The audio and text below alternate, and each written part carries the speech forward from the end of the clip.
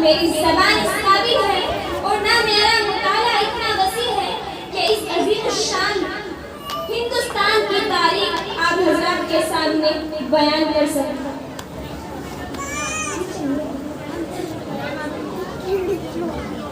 جس میں میرا عنوان ہے یوم آزادی۔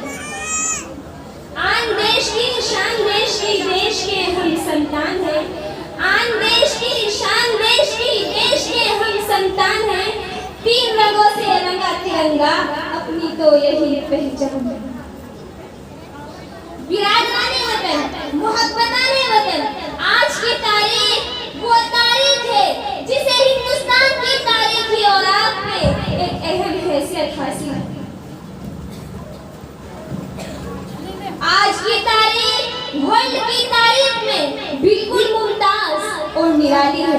آج کی تاریخ اس دور میں تابناک اور روشن بھی ہے۔ پیاری بہنوں، ہندوستان کے رہنے والوں کو، ہندوستان کے بسنے والوں کو ایسے مظالم کا نشانہ بنایا، ایسے مظالم کا نشانہ بنایا کہ جسے سن کر آج بھی ہمارے جگر پھٹنے لگتے ہیں۔ مگر ہاں، مادران وطن کے شاباش فرزندوں، احسان فراموش لوگوں، تم نے بھی تو ہندوستان کے آزادی کے جذبے کو پیش نظر رکھتے ہوئے، تم نے بھی تو آزادی کے جذبے کو مد نظر رکھتے ہوئے پھانسی کے پھندوں کو گلے سے لگایا۔ تم نے ہنس کر پھانسی کے پھندوں کو چوما تھا، تم نے ہنس کر پھانسی کے پھندوں کو گلے سے لگایا تھا۔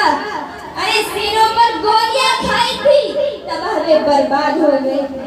انگریزوں کے پاس ایٹمی بم تھے، وہ ظلم و بربریت میں مشہور تھے، لیکن مسلمانوں کے پاس کوئی بھی ہتھیار نہیں تھا، ان کے پاس کچھ بھی نہیں تھا، ان کے پاس ایمانی جذبہ تھا، ان کے پاس آزادی کا جذبہ تھا، ان کے پاس ایمانی قوت تھی، ان کے پاس اللہ اور اس کے رسول صلی اللہ علیہ وسلم۔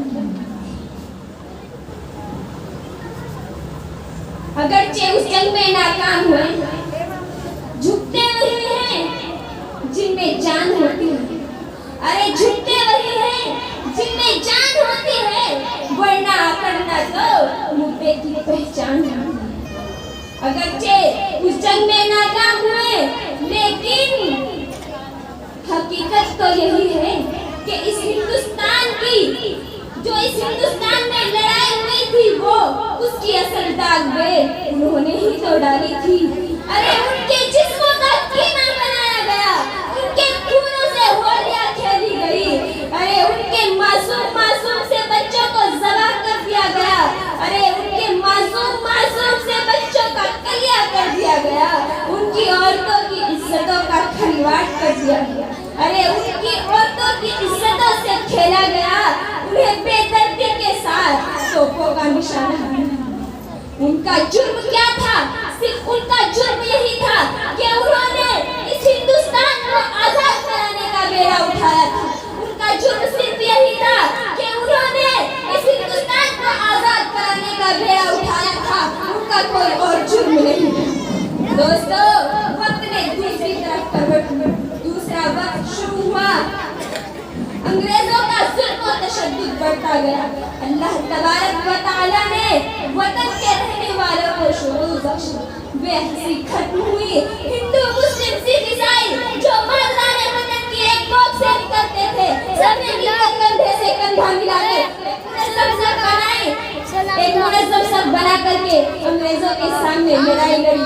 ان میں کچھ لوگ وہ بھی تو ہے جنہوں نے آزادی کے جھنڈے کو، ان میں کچھ لوگ وہ بھی تو ہے جن کے نام ہم ہر وقت میلوں پر سنتے ہیں۔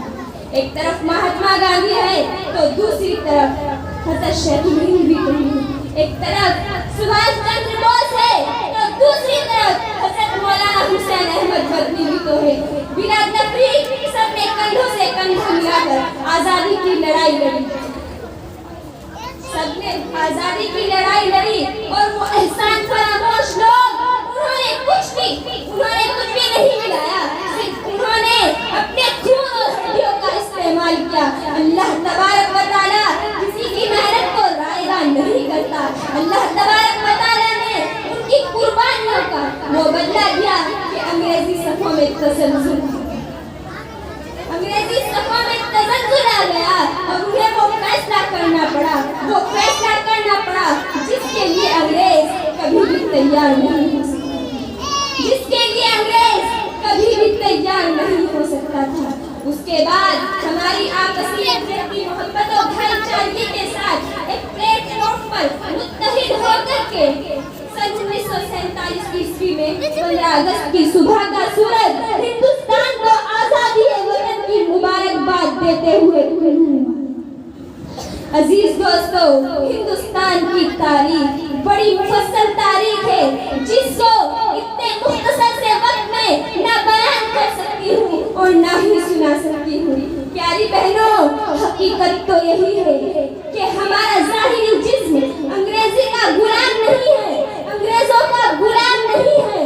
ہمارا ظاہری جسم انگریزی غلامیت کی زنجیروں سے جکڑا ہوا نہیں ہے.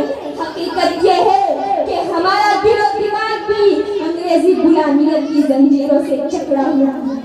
ہمیں یہ بات خاص طور سے دھیان رکھنی چاہیے کہ ہندوستان کی 2 زبانیں ہیں، ہندی، اردو، جنہیں ہم اچھی طرح سے جانتے ہیں، اور وہ انگریزی جس سے ہم آج تک بھی آزاد نہیں ہیں.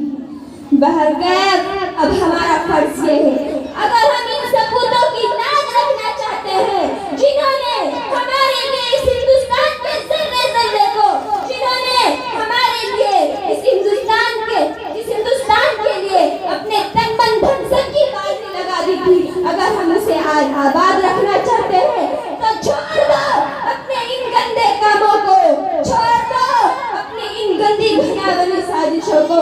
یہ ملک سب کا ہے، ارے یہ ملک سب کا ہے، یہ ملک سب کا ہے. یہ کسی کے باپ دادا کا نہیں ہے، یہ کسی کی جدی میراث نہیں ہے. چھوڑ دو ان گندے کاموں کو. اگر تم نے یہ گندے کام نہ چھوڑے تو جمہوریت کی پیشانی پر ایک مرتبہ داغ لگ جائے گا جس سے دشمن کو ہنسنے کا موقع مل جائے گا. چھوڑ دو اپنے ان گندے کاموں کو. ہم ہی تو اس کی حفاظت کرنے والے ہیں، ہم ہی اس کے محافظ ہیں. ارے ہم نے ہی اس ہندوستان کی کوکھ سے جنم لیا ہے، ہم ہی اس ہندوستان کی. یہ ہندوستان سب کا ہے، یہ کسی کے باپ دادا کا نہیں ہے. یہ ہندوستان سب کا ہے، یہ ہندوستان سب کا ہے. ارے یہ ہندوستان سب کا ہے. میں آزادی کی قسم کھا کر کہتی ہوں، اس ہندوستان کے خلاف کسی بھی سازش کو برداشت نہیں کریں گے، کسی بھی سازش کو برداشت نہیں کریں گے. اگر تم نے اس میں گندے کاموں کو نہ چھوڑا تو جمہوریت کی پیشانی پر ایک بدنما داغ لگ جائے گا. چھوڑ دو ان گندے کاموں کو، ارے چھوڑ دو ان گندے کاموں کو. یہ ملک سب کا ہے، یہ ملک سب کا ہے. ارے یہ ملک سب کا ہے. بس میں انہیں چند متوازی کلمات پر اکتفا کرتے ہوئے اجازت چاہوں گی.